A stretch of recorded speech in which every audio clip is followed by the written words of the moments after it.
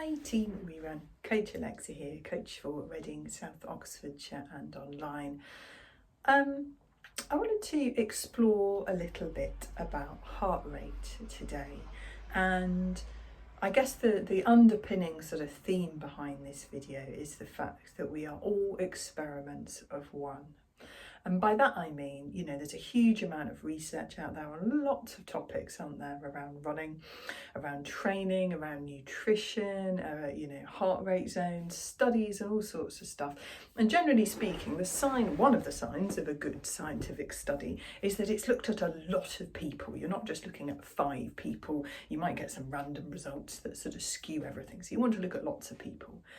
But I guess a downside of sorts of that is the fact that when it comes to you as an individual, the picture that you get from these larger studies or collections of studies over the years is an average. And the problems with averages is that they're just the people in the middle, and there's a huge amount of natural variation either side. And this comes up in everything, doesn't it? In medical research, in research around education, how people learn, all sorts of stuff, and it certainly applies to things that link to running as well. So let's think about that in terms of heart rate. A few years ago, I was lucky enough to coach a cardiologist for a few years, and as you can imagine, we had some quite interesting conversations about heart rate and cardiovascular performance and adaptation.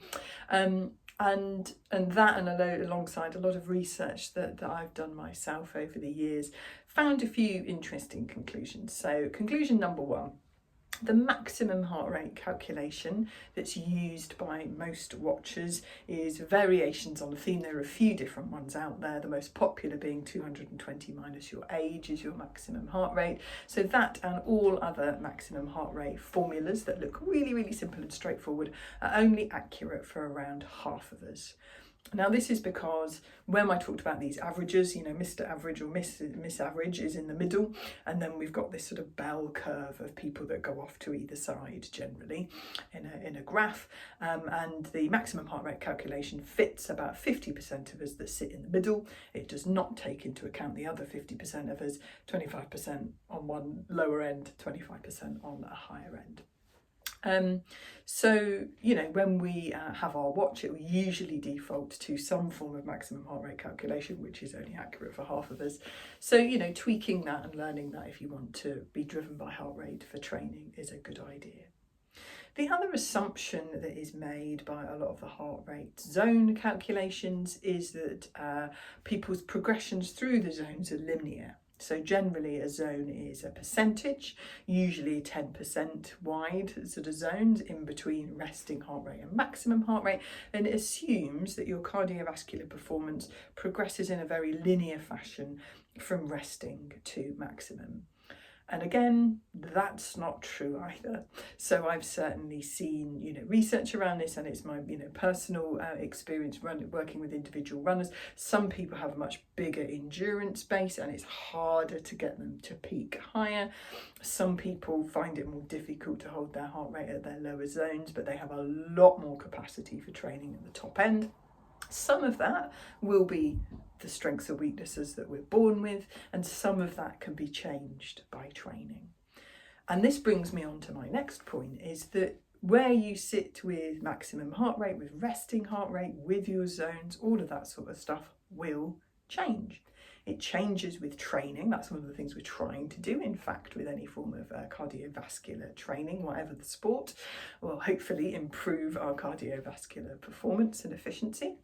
It also changes with age, it will change with health status, it will change with lots of other variables, particularly as we progress through life. So it's another reason why we just need to maybe treat ourselves as that little experiment of one and see where we are on any given day, week, month, year in terms of our performance against these metrics. A couple of other points are things that are often tied in with a heart rate discussion, things like lactate turning points. So when are we moving from predominantly one energy system to the next, say from sort of predominantly body fat burning to glycogen burning and beyond in our energy systems. Now those are things that can only be found on a given moment in time by being tested in a laboratory. There are lots of algorithms out there that will try and estimate it for you off your training data, but actually you can't find out what the right figure is for you without getting tested in the laboratory. And the same is true for VO2 max. Your watch will more than likely these days be coming up with some sort of VO2 max estimate. It's taken your training data, it's applied its standardized off-the-shelf algorithm to it, and it's given you a number. I can pretty much guarantee that won't be your VO2 max. It doesn't mean it's not necessarily an interesting number to follow, because having put all of your training data through that algorithm, it's kind of one number to sort of summarize, you know, whether things are going in the right direction. It's kind of the algorithm equivalent of having somebody run a 10k at the same speed on the same route in similar weather 3 months apart and noticing that their heart rates dropped by 10 beats per minute for the same run, pace, distance, elevation over that time period. That is a change in your cardiovascular efficiency, your VO2 max. So it's basically trying to tell you if that efficiency is changing. So it can be a useful number to track. But as I say, things like that and lactate threshold turning points, for example, can only really be found on lab-based. And again, they will change with training. One of my little bugbears with Garmin, and also I've noticed with Strava, is that for their VO2 max calculations, they tend to really favour speed work over endurance work.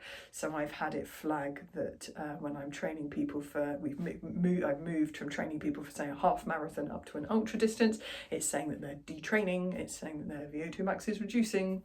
It's just because their algorithm favours speed work over endurance work. So with all this in mind, a lot of these are useful metrics to maybe keep a little bit of an eye on, have a little bit of a look at. I certainly, dip in and out of these and review them for my runners. But I guess the summary for me is, firstly, you are an experiment of one. Everybody is different, and all of these algorithms and this data and all of the stuff that you can twiddle around with in various software platforms and watches are just trying to sort of pin down and catch up with what our body's doing naturally anyway. And they will change over time, they will change with training, they will change as we go through life. So I, as a result of that, think it's quite useful to think about other ways that we can notice our effort level, tune into our perception of effort, our breathing, how much we can talk, other different ways to go alongside heart rate in terms of our effort perception. Takes into account some of the other variables I covered in my last video as well. So food for thought as you continue your running training. Happy running!